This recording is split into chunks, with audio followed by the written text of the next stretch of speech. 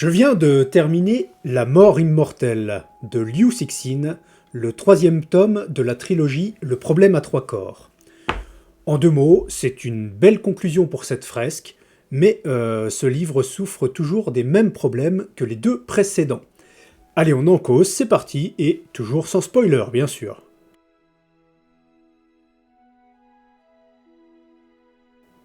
Avec La mort immortelle, Liu Cixin vient conclure sa trilogie Le problème à trois corps.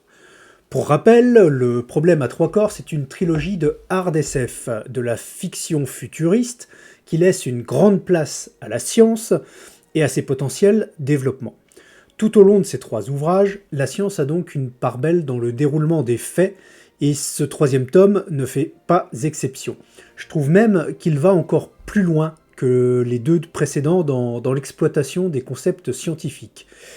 Et de fait, il est encore plus ardu à comprendre, ou au moins à envisager, que les deux premiers. Alors moi, ça me convient très bien.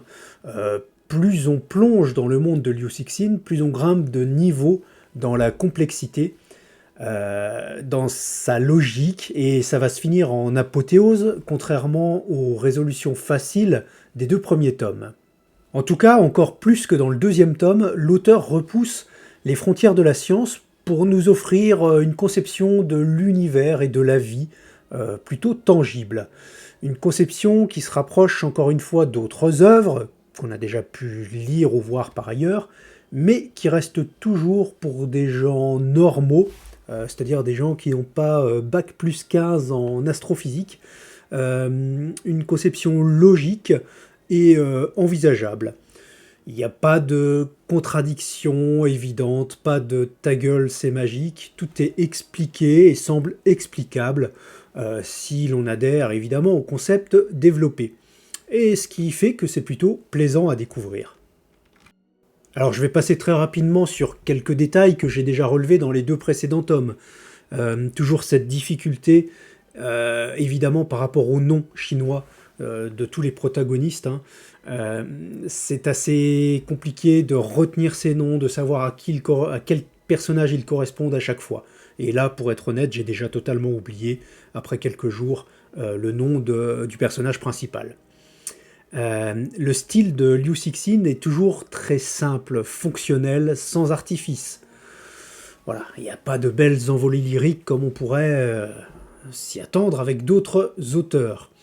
Et toujours ce détail qui, moi, m'a paru assez étonnant, toujours absolument aucune mention de l'Afrique dans ce livre, dans cette trilogie, donc, de bout en bout. Ce continent est totalement oublié, comme s'il n'existait pas. Petit détail également, entre le tome 1 et le tome 2, il y avait eu une augmentation considérable du nombre de pages, et bien entre le tome 2 et le tome 3, on retrouve la même chose. On est à près de 1000 pages cette fois-ci. On a aussi une inflation du prix en passant. À chaque fois, on prend 1 euro de plus en format poche. Alors, sur ces 1000 pages, je ne vous cacherai pas qu'il y a du gras. Mais du gras qui, moi, ne m'a pas indisposé. Enfin, faut dire que le gras, j'aime ça. J'aime bien quand les auteurs prennent leur temps. Toutefois, je n'aime pas quand ils se regardent écrire. Vous voyez qu'il y a des paragraphes entiers, des développements qui servent juste à faire de belles phrases, de belles descriptions éventuellement, mais qui ne vont rien apporter au récit en lui-même. C'est pas du tout le cas ici. Il y a du gras qui sert plutôt à donner des fausses pistes, à perdre un petit peu le lecteur éventuellement, mais dans un bon sens. Moi, ça me convient. Alors toutefois, dans ce gras, il y a l'introduction. C'est une trentaine de pages qui n'ont absolument rien à voir avec le problème à trois corps. On remonte dans le passé, assez loin, à l'époque du siège de Constantinople, et Liu Cixin nous dresse l'histoire d'une espèce de magicienne capable de faire quelque chose de totalement inconcevable. Ok, moi ces 30 pages m'en ont paru 300. Ça m'a saoulé de lire ça. Ce que je voulais en ouvrant ce troisième tome, c'était savoir où en était le monde après toutes ces crises à l'échelle de l'univers. C'était pas me retrouver dans une espèce de petit huis clos il y a plusieurs centaines d'années en arrière, avec des protagonistes qui n'ont plus rien à voir avec le fil de la trilogie. Enfin voilà, cette entrée en matière était assez bizarre. Alors plus tard dans le livre, mais c'est quand même bien plus tard, on a passé la moitié je crois, on découvre que cette introduction avait évidemment un lien avec le sujet de ce troisième tome, mais un petit lien, et un lien qui finalement n'aura absolument aucune incidence sur la suite. Que Liu Cixin nous ait raconté ou pas ces trentaines de pages n'a absolument aucune incidence sur la suite de ce troisième tome et sur l'ensemble de la saga en général. Peut-être que ça ancre un petit peu la saga dans notre réel, dans notre passé. Mais moi, en tout cas, je n'ai pas du tout été fan de cette introduction. Alors la reprise de la vraie chronologie après cette introduction est un peu poussive, je trouve. Il faut un petit peu de temps pour se remettre dedans, mais il ne faut pas décrocher parce que la suite va accélérer. Contrairement au deuxième tome, où on ne comprenait le titre de l'ouvrage que vraiment tardivement dans les toutes dernières pages, ici dans La mort immortelle, on va assez vite comprendre la signification du titre, et de ce fait, eh bien, le problème auquel va devoir faire face l'humanité. Alors dans ce troisième tome, justement, on va prendre encore plus de hauteur, plus d'envergure. C'était déjà le cas dans le deuxième tome par rapport au premier, et là on poursuit cette progression. Au travers de sa saga, Liu Cixin, eh bien, il s'éloigne de plus en plus de notre planète, de notre civilisation, pour envisager la vie à l'échelle de l'univers, tout simplement. Alors, ça peut être un peu désarçonnant et peut-être même un petit peu décevant par rapport à la proposition initiale du problème à trois corps, qui était vraiment une confrontation de deux civilisations. Donc les enjeux qui ont été posés dans le premier tome, finalement ils sont assez vite oubliés. Ils sont largement dépassés, ils deviennent quasi vides de sens par rapport à ce que le deuxième tome nous raconte, et puis encore plus le troisième. Mais ceci dit, c'est très intéressant d'un point de vue de la progression des enjeux. On sort en fait d'un petit problème local pour envisager quelque chose de beaucoup plus grand, de beaucoup plus vaste. C'est un petit peu comme si on était passé d'une bagarre de quartier à une guerre mondiale, tout simplement. Les enjeux, le côté dramatique en ressortent boostés, alors au détriment peut-être de l'aspect humain. Parce que oui, ça je l'ai déjà évoqué, mais Liu Cixin semble davantage s'intéresser à la science et aux civilisations dans leur ensemble qu'aux humains en particulier qui pratiquent cette science et qui composent ces civilisations. Nous avons le droit dans ce troisième tome à un personnage principal qui ne sera pas beaucoup mieux caractérisé que les personnages principaux des deux premiers tomes. Quant à eux, les personnages secondaires sont assez lisses, peu fouillés et surtout, une nouvelle fois, très caricaturaux. Une nouvelle fois, les choix sociétaux, les grandes décisions semblent être prises par des enfants de 7 ans. On a vraiment du mal à y croire. Cette apparente déconnexion, le ton froid de l'auteur, le manque d'attachement au personnage, tout ça fait qu'on a un peu l'impression d'assister à la saga d'une colonie de fourmis, vous voyez, qu'on regarde de haut comme ça, qui ne nous concerne pas vraiment, et pas vraiment en fait d'une saga de l'humanité. J'ai vraiment ressenti un certain détachement lors de ma lecture. Il peut y avoir des milliers, des millions, des milliards même de morts. Finalement, on ne ressent aucune peine, aucune empathie pour ces disparitions. C'est distant, c'est froid et c'est clinique. Et c'est noir.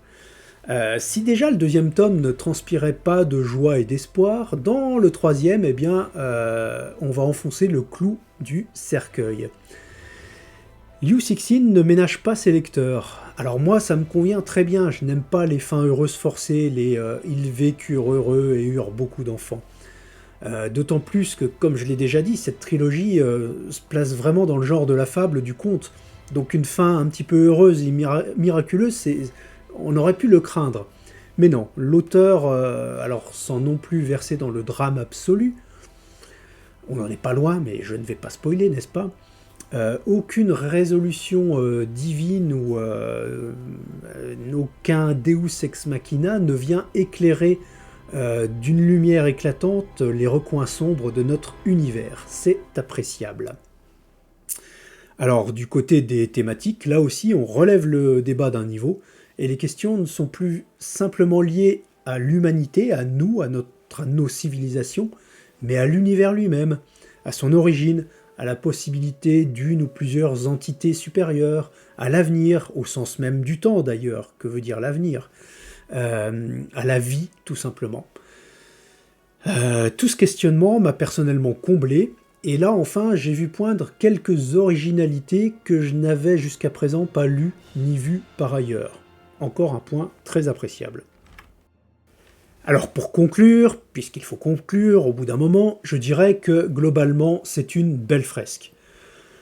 Elle part d'une personne, d'un sentiment qu'a développé cette personne dans notre monde à nous, enfin dans notre passé actuel, et ça s'envole vers une révélation ultime quelques siècles plus tard. On y parle beaucoup dans cette saga de science. L'auteur développe des concepts existants de manière tangible et croyable pour des gens normaux, mais semble-t-il aussi pour des scientifiques d'un niveau un petit peu avancé. C'est une fresque lente, qui prend son temps, qui n'hésite pas à emprunter des chemins détournés, et parfois même à se perdre dans des cul-de-sac. Et enfin, c'est une fresque qui tend vers la fable, avec des comportements humains qui ne sont pas toujours très réalistes, qui servent le récit, mais qui s'éloignent vraiment de la crédibilité. La plupart des concepts avancés ont déjà été vus par ailleurs, mais l'ensemble est vraiment plaisant, bien lié, satisfaisant et tangible, ça tient debout.